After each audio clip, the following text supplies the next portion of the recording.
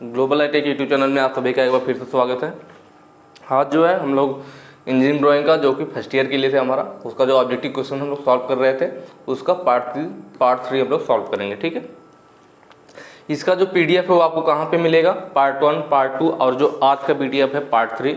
इन तीनों पीडीएफ को हम लोग जो इस वेबसाइट पर अपलोड कर देंगे www.globalit.org। इस वेबसाइट पर जाकर के आप बिल्कुल आसानी से आज के पीडीएफ पे प्लस इसके पहले के जो दोनों पीडीएफ थे उसे डाउनलोड कर सकते हैं और आगे के भी जो होंगे वो इस वेबसाइट पे कंटिन्यू अपलोड होता रहेगा। ठीक है, तो आप लोग इस वेबसाइट को चेक कीजिए। ड्राइंग के अलावा आपको थ्योरी वगैरह की भी पीडीएफ इस वेबसाइट पर आपको मिल जाएंगे। ठीक है, आपको अपने मोबाइल में globaliti.org को ओपन करना है। मोबाइल की स्क्रीन में आपके राइट साइड कॉर्नर में ऐसे 3 लाइनें दिखाई देंगी ना, इस पर आप क्लिक कर लेना। तो यहाँ पे आपको कई सारे ऑप्शन दिखाई देंगे, उसमें हिंदी में लिखा हुआ होगा कोर्स। आप कोर्स पे क्लिक करना, हिंदी में क्या लिखा होगा, कोर्स लिखा होगा। आप कोर्स पे क्लिक कर लेना, वहाँ पर भी कई सारा ऑप्शन होगा आपका, फिटर थ्योरी, इलेक्ट्रिशियन थ्योरी और वर्कशॉप कैलकुलेशन और इंजीनियरिंग ड्राइंग का ऑप्शन होगा।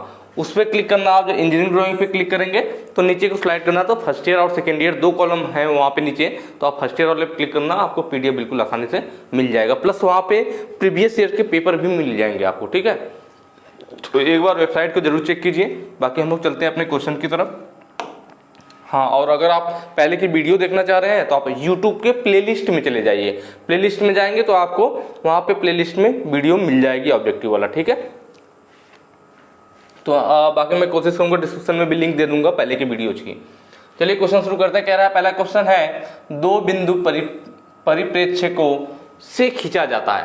2 पॉइंट परिप्रेक्ष्य का मतलब तो पर्सपेक्टिव। हम लोग ड्राइंग पढ़े थे तो हमने आपको बताया था पर्सपेक्टिव ड्राइंग होता है, आपका ऑर्थोग्राफी होता है। मेन 2 ही टाइप का था ना, पर्सपेक्टिव और ऑर्थोग्राफी।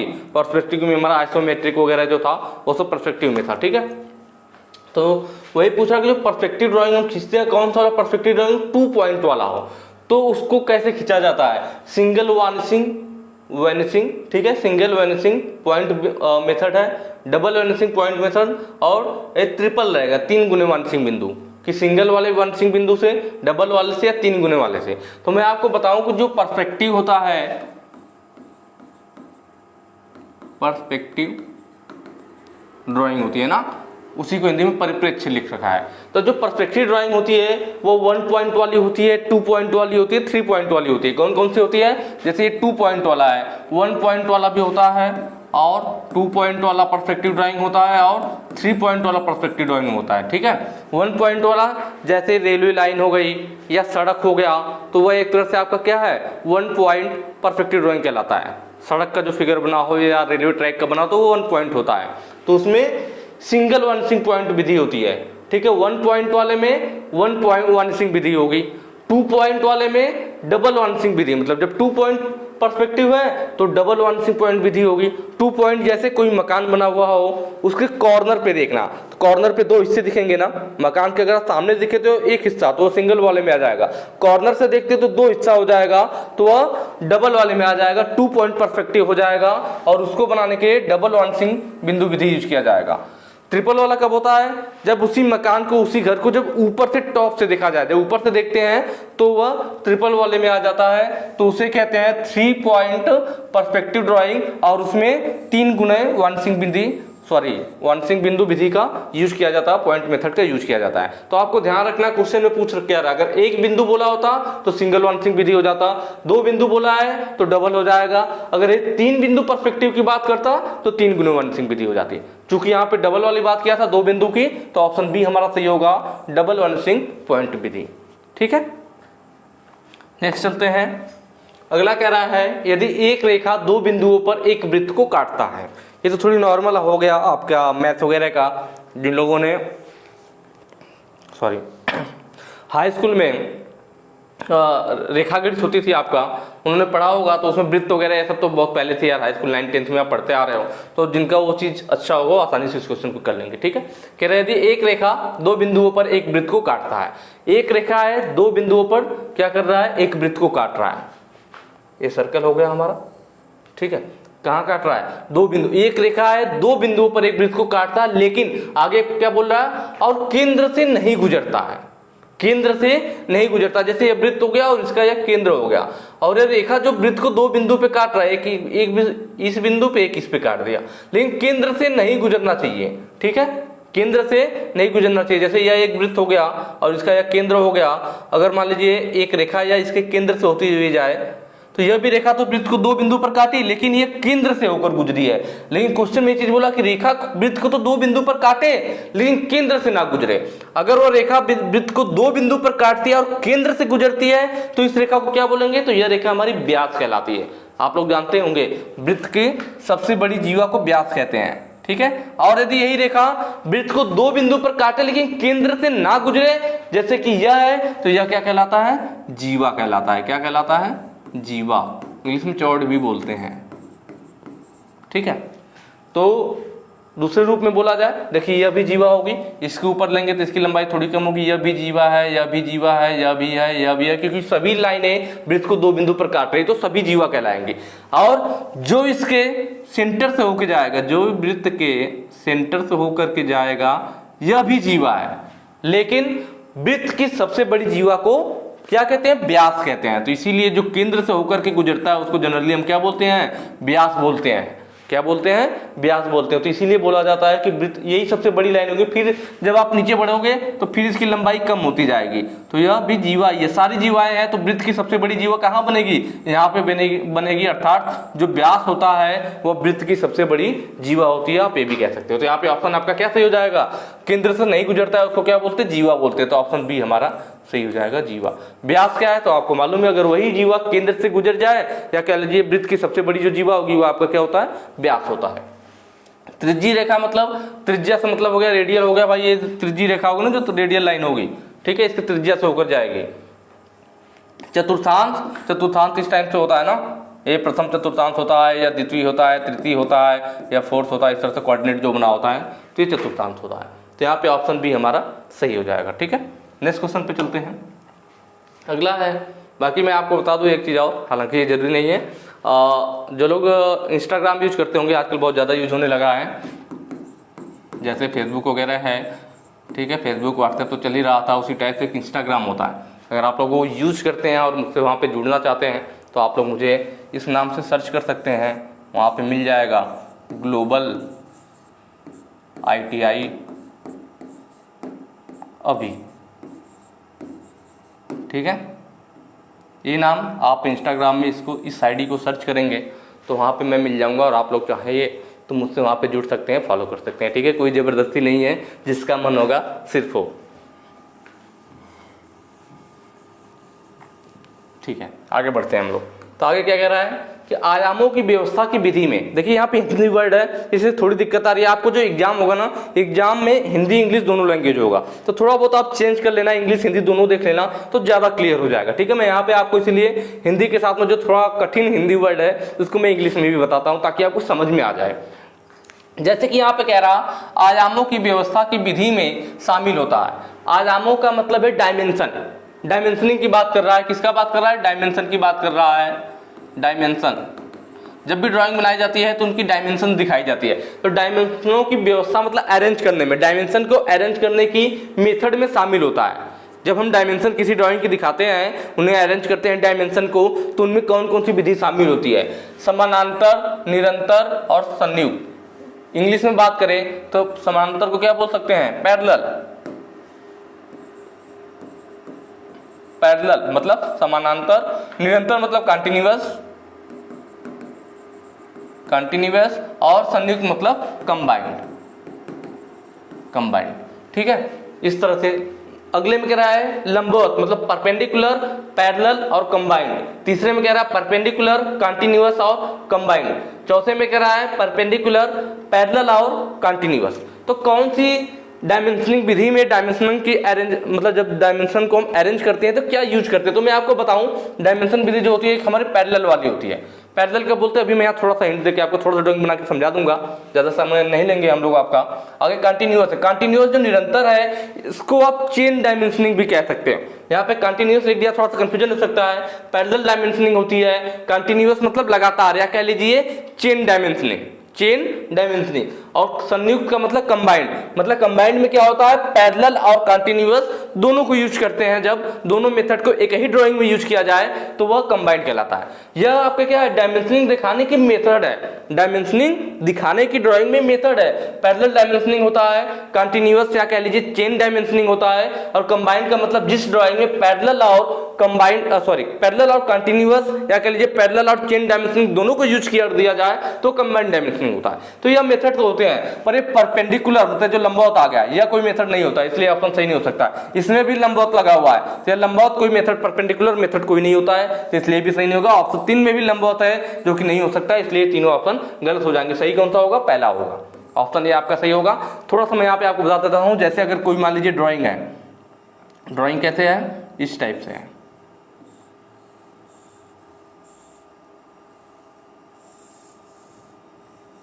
ठीक है, ऐसे ड्राइंग है, आपको इसकी डायमेंशन दिखानी, क्या दिखानी है, डायमेंशन दिखानी है। तो पैरेलल डायमेंशनिंग कब कहते हैं, पैरेलल का मतलब है समांतर, क्या होता है, समांतर होता है। जैसे इस लाइन को खींच लीजिए और इसको खींच लीजिए, इसको आगे तक बढ़ा लीजिए। अब हम डायमेंशन दिखाएंगे इस वाली को कि यहां से यहां तक ये कितना लंबा है ना, सॉरी, पहला यहां से यहां तक हो जाएगा, दूसरा उसका हो जाएगा।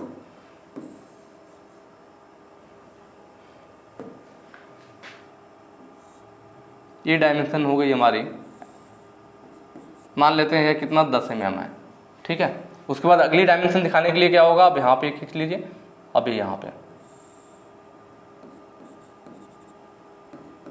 ये मान लीजिए, अब यहाँ से यहाँ कितना है, 20 है। अब अगला क्या हो जाएगा आपका,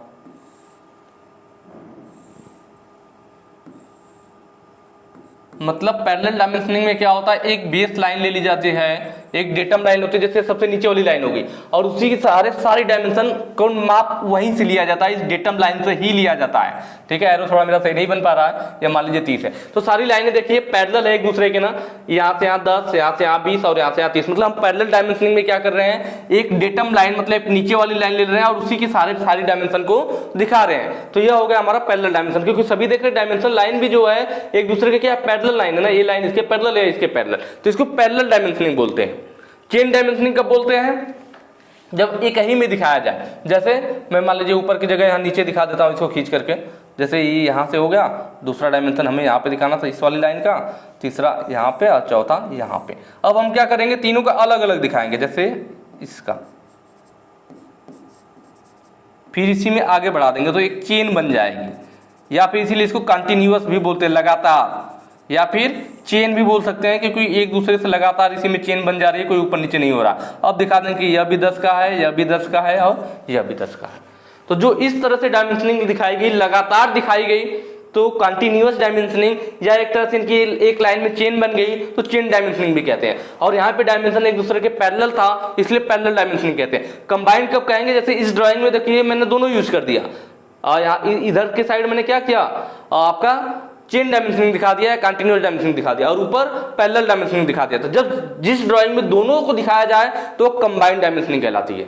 अगर सिर्फ मैं एक ही मेथड यूज करूँ, या तो चेन डायमेंशनिंग का यूज करूँ दिखाने में, या फिर पैरेलल डायमेंशनिंग, एक ड्राइंग में अगर एक ही मेथड का यूज किया जाए, या तो चेन डायमेंशनिंग का यूज किया जाए या पैरेलल डायमेंशनिंग का यूज किया जाए, तब वो कहलाएगा क्या, पैरेलल होगा तो पैरेलल, चेन होगा तो चेन। लेकिन अगर एक ही ड्राइंग में दोनों को यूज कर दिया जाए तो वो कहलाता है कंबाइंड डायमेंशनिंग, ठीक है। तो ये डायमेंशनिंग का मेथड होता है, इसको ध्यान रखना। आप कभी कभी फिगर बना करके ही पूछ लेता है एग्जाम में, फिगर बना के दे देगा और पूछेगा कि ये कौन सी डायमेंशनिंग है। इसलिए मैंने यहाँ थोड़ा डिटेल में बता दिया कि अगर मान लीजिए इस क्वेश्चन को थोड़ा उलट पुलट करके थोड़ा आपको कंफ्यूज भी करने की कोशिश करे तो आप कंफ्यूज नहीं होंगे, ठीक है। नेक्स्ट क्वेश्चन की तरफ बढ़ते हैं। आगे कह रहा है बी प्रकार के अक्षरों में 14 mm की हाइट वाला होना चाहिए था। यहाँ पे 14 mm ऊंचाई वाले एक अक्षर की रेखा की मोटाई होती है, ठीक है। यहाँ पे क्या होना चाहिए, 14 mm ऊंचाई वाला होना चाहिए था, हाइट वाला होना चाहिए था, ऊंचाई या कह लीजिए हाइट होना चाहिए था, ठीक है। बी प्रकार के अक्षरों की मतलब लेटरिंग से मतलब है, जो लेटरिंग ABCD लिखा जाता है ना ड्राइंग में, जो लेटरिंग होता है हमारा, लेटरिंग दो टाइप की होती है, टाइप ए और टाइप बी। आगे आ जा रहा हूँ शायद, इधर से होके लिखता हूँ ना, टाइप ए और टाइप बी, दो प्रकार की हमारी लेटरिंग होती है। ठीक है, जो अक्षर हम लिखते हैं, जो लेटरिंग होती है हमारा, वह वर्णमाला वाला दो टाइप की, टाइप ए और टाइप बी होता है। यहाँ पे देखिए बी प्रकार की बात कर रहा है, किसका बात कर रहा है, बी प्रकार की। तो उसमें हाइट दिया गया होता है, क्वेश्चन में क्या दिया गया होता है कि हमें कितने हाइट में लिखना है, 14 mm की हाइट में, 10 mm की हाइट में, कितने हाइट में उस लेटरिंग को हमें लिखना है। तो उस हाइट के हिसाब से उस अक्षर का थिकनेस फिक्स किया जाता है, जो कि हमारा एक फार्मूला होता है। जैसे टाइप ए का है, तब थिकनेस ऑफ वर्ड क्या होना चाहिए, उनका थिकनेस क्या होना चाहिए, जो थिकनेस होती है d is equal to h/14। यह किसके लिए है, टाइप ए के लिए। अगर टाइप बी की लेटरिंग हमें लिखना है तो उसमें थिकनेस कितनी ली जाती है, thickness d is equal to h/10। ये फार्मूला अगर आपको याद रहेगा तो आप बिल्कुल आसानी से क्वेश्चन को सॉल्व कर लेंगे। तो देखिए यहाँ पे क्या बात किया था, बी प्रकार की बात किया था और 14 mm ऊंचाई दिया हुआ था, और तब रेखा की मोटाई पूछा है कि उस अक्षर की रेखा की मोटाई कितनी होनी चाहिए। तो टाइप बी है तो बी के लिए h/10 है, क्या है, h/10 है, मतलब ऊंचाई का 10वां भाग। ऊंचाई कितना दे रखा है, 14 दे रखा है, तो 14/10, 10 से भाग देंगे तो 1.4 mm। ठीक है, क्योंकि mm में दिया हो तो mm आ जाए। तो यहाँ ऑप्शन देखिए 1.4 नहीं है, यहाँ पे 1.5 है, जबकि यहाँ पे 1.4 होना चाहिए था। थोड़ा सा ऑप्शन में मिस्टेक है, तो अब उससे मिलता जुलता है, तो उसको हम 1.5 को मार लेंगे क्योंकि ये इसके करीब है। ठीक है, अगर यही टाइप ए की बात करता कि टाइप ए की अक्षर के लिए क्या थिकनेस होना चाहिए, तब हम h/14 वाला फॉर्मूला यूज करते हैं। क्या यूज करते हैं, h/14 वाला। h/14 तो h का मान कितना था, 14 था, 14/14 बराबर 1 mm। तब हमारा कौन सा ऑप्शन सही हो जाता, तब पहला सही हो जाता। कब, अगर यहाँ पे लिखा होता ए प्रकार के अक्षरों में 14 mm के अच्छाई वाले का अक्षर वाले की मोटाई क्या होगी। अगर किसकी बात करता है, ए प्रकार का, लेकिन बी प्रकार का पूछा था तो h/10 होता है, तब वहां पे हमारा क्या हो जाएगा, 1.4 हो जाएगा। ठीक है, तो इस फार्मूले को आप दोनों याद रखिए कि टाइप ए के लिए क्या होता है और टाइप बी के लिए क्या होता है। आपका कभी भी गलत नहीं होगा, बिल्कुल आसानी से सही दे पाएंगे। अगर इसमें कंफ्यूज हो गए तो फिर आपका आंसर क्या होगा, गलत आ जाएगा। ठीक है, नेक्स्ट क्वेश्चन है, 1 मीटर स्क्वायर पृष्ठीय क्षेत्रफल वाली ड्राइंग शीट का मानक नाम क्या है। ड्राइंग शीट का इस टाइप का क्वेश्चन पहले भी आया हुआ था, मैंने आपको सबका साइज भी बताया था, और साइज जानना जरूरी भी है क्योंकि आपके एग्जाम में कई बार ड्राइंग शीट का साइज भी पूछ लेता है। आपके जो गवर्नमेंट जॉब की वैकेंसीज होती है ना, उनमें भी इससे क्वेश्चन आ जाता है। इसरो वगैरह का जो इस टाइप की वैकेंसीज होती हैं, उसमें भी ड्राइंग शीट से क्वेश्चन पूछ लिया जाता है उसके साइज को लेकर के। ठीक है, मैंने पहले भी बताया था, एक बार फिर आपको बता देता हूं कि जैसे A0 का ड्राइंग है तो उसका साइज कितना होता है, उसका साइज होता है आपका 841 × 1189 mm। ठीक है, उसके बाद A0 का A1 आता है, A1 का कितना होता है 594 × 841। उसके बाद आपका A2 आता है, A2 का आपका होता है 420 × 594। ठीक है, A3 का होता है आपका 297 × 420। A0, A1, A2, A3 का हो गया। A4 भी होता है आपका, अगर A4 का यहीं पे पूछ लेता तो A4 का क्या हो जाएगा 210 × 297। A5 का भी पूछता है तो A5 का क्या हो जाएगा और 148 × 210। अगर याद नहीं है तो अब याद कर लीजिएगा, इसको नोट कर लीजिए। याद करने का बहुत ही आसान तरीका है, आपको सिर्फ एक ही याद करना है। इसमें आप देख रहे हैं ना, सबसे बड़ा क्या है 1189 है, फिर 841 है। एक आपने याद कर लिया, फिर पर देखिए 841 के बाद इससे छोटा 594, 420, 297, 210, 148। ये वर्ड आपको याद रखना है। बाकी दूसरे वाले में से जैसे 841 × 1189, अगले में क्या 594 × 841, इसका छोटा वाला ले लेंगे। ठीक है, फिर इसके अगले में 420 और इसका छोटा वाला 594, फिर अगले वाले में 297 आपको याद रखना है। दूसरा क्या रहेगा तो उसके पिछले वाले से जो छोटा वाला था 420 ले लेंगे। फिर उसी आगे वाले में 210 आपको याद है, उसके साथ इसमें का 297 ले लिया, 148 और पिछले वाले का 210 ले लिया। तो इस तरह से आपको बिल्कुल आसानी से याद रहेगा। यहाँ 1 मीटर स्क्वायर की बात किया है तो ऑप्शन डी आपका सही हो जाएगा, A0। आप इसका गुणा करके देख लेना, किसमें mm में है तो मीटर स्क्वायर में पूछा है, पृष्ठीय क्षेत्रफल पूछा है। जब इन दोनों को आप गुणा करेंगे 1189 × 841 तो जो आपका पृष्ठीय क्षेत्रफल आएगा वो mm स्क्वायर में आएगा। किसमें आएगा, mm स्क्वायर में आएगा। उसमें आप चूंकि 1 मीटर में 1000 mm होता है, इसीलिए आप क्या करोगे, चूंकि मीटर स्क्वायर में बदलना है तो यहाँ पे अगर जब मीटर स्क्वायर करेंगे आप तो यहाँ पे 1000 का भी स्क्वायर हो जाएगा, मतलब 10⁶ हो जाएगा। इन दोनों का आपस में गुणा कीजिए, जो मान आएगा वो mm² में आएगा, उसमें 10⁶ से भाग दीजिए तो आप देखेंगे वो लगभग 1 मीटर स्क्वायर के रूप में आएगा, 0.98 या कुछ इस टाइप से आता है, मतलब 1 मीटर स्क्वायर के लगभग आता है। तो इसीलिए 1 मीटर स्क्वायर वाला कौन सा होता है, A0 होता है, इसको ध्यान रखिए, ठीक है। ये मैंने आपको यहाँ पे इसलिए बता दिया ताकि आपको पता चल जाए कि 1 मीटर स्क्वायर कहाँ से आ रहा है। नेक्स्ट कह रहा है, निम्न में से किसे छोड़कर बाकी सभी सीधी रेखाएं खींचने हेतु T² की सहायता से सेट स्क्वायर प्रयोग किया जाता है। क्या प्रयोग किया जाता है, सेट स्क्वायर। मैंने आपको बताया था हमारे ऑब्लिक और आइसोमेट्रिक दो टाइप के सेट स्क्वायर होते हैं, आइसोमेट्रिक वाला 60-30-90, ऑब्लिक वाला 45-45-90, ठीक है।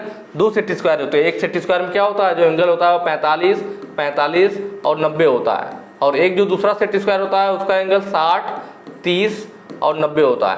45, 45, 90 वाले को ऑब्लिक सेट स्क्वायर कहते हैं और 60, 30, 90 वाले को आइसोमेट्रिक कहते हैं, ठीक है। ये सेट स्क्वायर का नाम है। तो इन सेट स्क्वायर की बात कर रहा है कि जो सेट स्क्वायर हम यूज करते हैं T² की सहायता से, तो उसमें से हम किस लाइन को नहीं खींच सकते, सेट स्क्वायर की मदद से किस लाइन को नहीं खींचा जा सकता है। खड़ी रेखाएं मतलब वर्टिकल लाइन, मैं इंग्लिश वर्ड भी लिख देता हूं ताकि आपको समझने में आसानी हो। वर्टिकल लाइन, आनत का मतलब है इंक्लाइंड, तिरछी, इंक्लाइंड, ठीक है। क्षैतिज का मतलब हॉरिजॉन्टल, और लंबवत का मतलब परपेंडिकुलर, परपेंडिकुलर। ये हमारे पास लाइनें हैं, ठीक है। तो कौन सी लाइन नहीं खींची जा सकती है, तो आप अगर ध्यान देंगे, अगर आपने पढ़ा होगा तो जो सेट स्क्वायर होता है, सेट स्क्वायर की मदद से हम क्षैतिज लाइन को छोड़ करके बाकी सभी लाइनें सीधी लाइनें खींच सकते हैं, टेढ़ी मेढ़ी नहीं। सेट स्क्वायर की मदद से स्ट्रेट लाइन खींची जा सकती है किसी भी प्रकार की, लेकिन हॉरिजॉन्टल लाइन को छोड़ कर करके, ये आप अपने दिमाग में बैठा लीजिए कि हॉरिजॉन्टल लाइन को, क्षैतिज रेखा को छोड़ करके किसी भी लाइन को, स्ट्रेट लाइन को, किसी भी लाइन को नहीं, किसी भी स्ट्रेट लाइन को, सीधी लाइन को सेट स्क्वायर और T² की मदद से खींचा जा सकता है। मतलब ये जो क्षैतिज रेखा है, ये ऑप्शन सही हो जाएगा। हॉरिजॉन्टल लाइन है, क्षैतिज रेखा को हम सेट स्क्वायर की मदद से नहीं खींच सकते हैं, क्योंकि जब कभी भी हमारी ड्राइंग शीट होती है, तो जब हम सेट स्क्वायर का प्रयोग करते हैं तो उसको किसी बेस लाइन, मतलब हॉरिजॉन्टल लाइन के सापेक्ष यूज करते हैं। तो हॉरिजॉन्टल लाइन पहले आसानी से हम EMD वगैरह जैसे क्या कहते हैं, मिड ड्राफ्टर कहते हैं, उसकी मदद से आसानी से खींच सकते हैं हॉरिजॉन्टल लाइन, जो कि बिल्कुल सीधी होती है, डेटम लाइन होती है। और इस हॉरिजॉन्टल लाइन की मदद से अब हम इसके सहारे से हम सेट स्क्वायर यूज करते हैं। सेट स्क्वायर की मदद से हॉरिजॉन्टल लाइन खींची जाती है, पहले सीट के सापेक्ष एक हॉरिजॉन्टल लाइन खींची जाती है, ठीक है। अब ये जो हॉरिजॉन्टल लाइन होगी, अब इसकी मदद से हम सेट स्क्वायर से किसी भी टाइप की, चाहे वर्टिकल लाइन हो, चाहे परपेंडिकुलर हो, चाहे तिरछी लाइन हो, वो सब लाइनें हम इस क्षैतिज लाइन की मदद से खींच सकते हैं। सिर्फ यही क्षैतिज लाइन हम सेट स्क्वायर की मदद से नहीं खींच सकते। तो ये बात आपको ध्यान रखना है, ठीक है, कि सेट स्क्वायर की मदद से हॉरिजॉन्टल लाइन को छोड़ करके सभी प्रकार की स्ट्रेट लाइनें, सीधी लाइनें खींची जा सकती हैं। नेक्स्ट है, नीचे दिए गए चित्र में ए से मार्क की गई रेखा का नाम बताइए। यह फिगर दिखाया गया है और यह जो ए से मार्क किया गया, मतलब इस रेखा को यह पूछ रहा है। यह रेखा जो यहाँ पे दिखाई गई इस तरह से, इसको लिखा गया थ्रेड लाइन B8।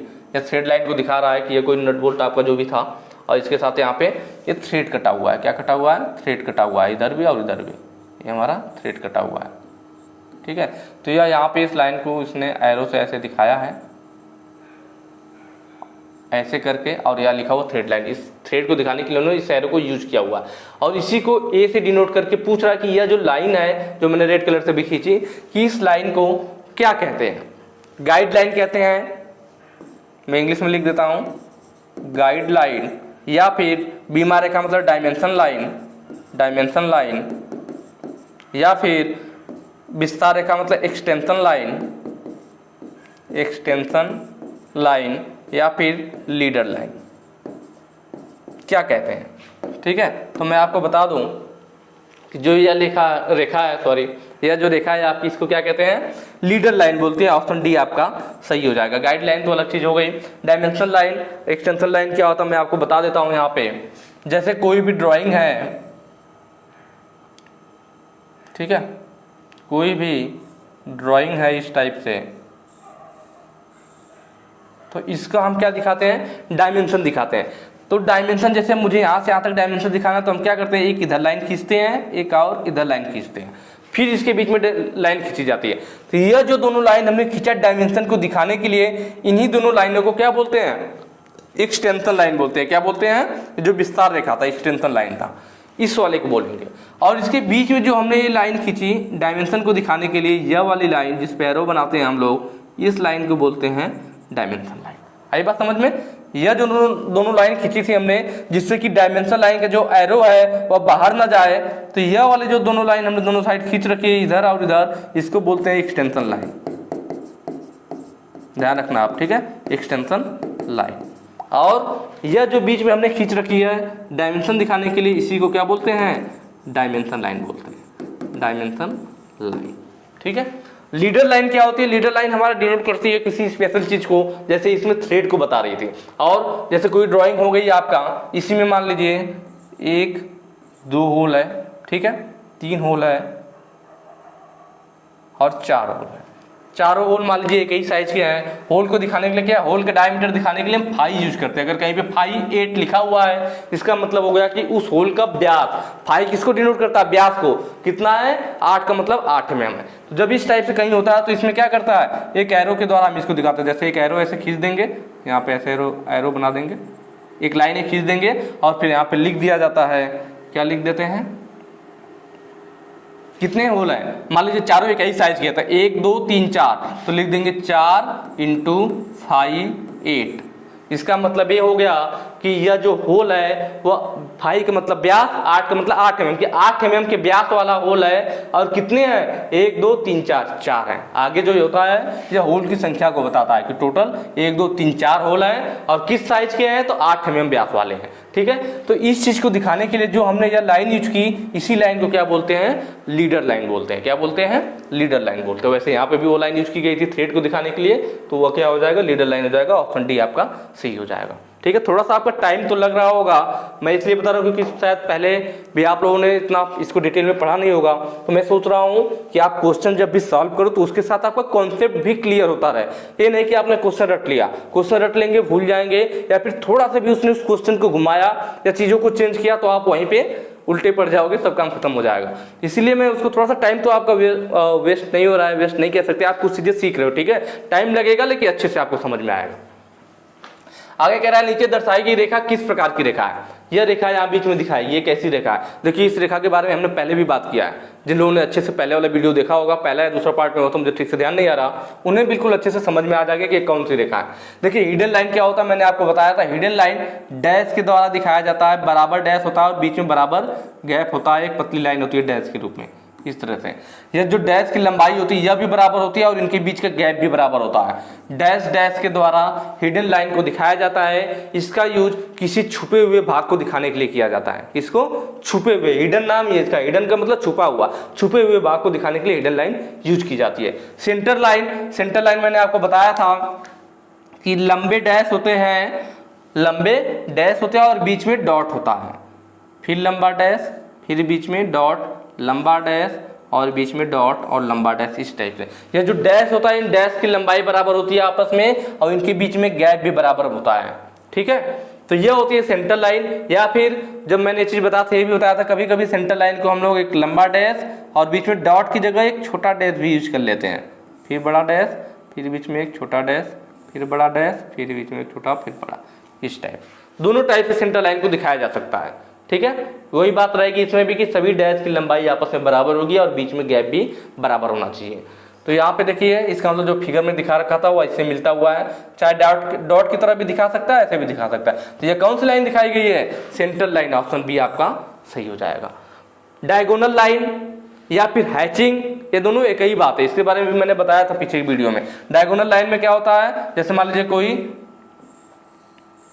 कटा हुआ भाग है, कटे हुए भाग को हैचिंग के द्वारा दिखाया जाता है। ठीक है?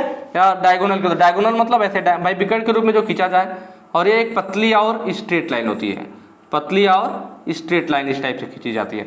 या हैचिंग लाइन भी बोलते हैं, डायगोनल लाइन भी बोलते हैं। इसका यूज आपका कटे हुए भाग को दिखाने के लिए, अगर कोई सेक्शन कटा हुआ है उसको दिखाने के लिए यूज किया जाता है। लीडर लाइन, अभी लीडर लाइन हमने पीछे बात किया था, लीडर लाइन क्या थी।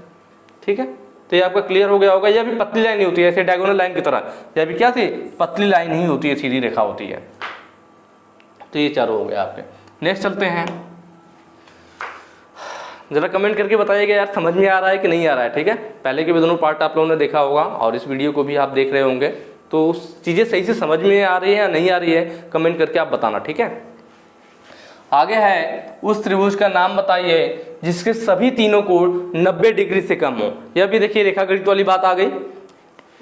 क्या कह रहा है कि उस त्रिभुज का नाम बताइए जिसके सभी तीनों कोण 90 डिग्री से कम हो।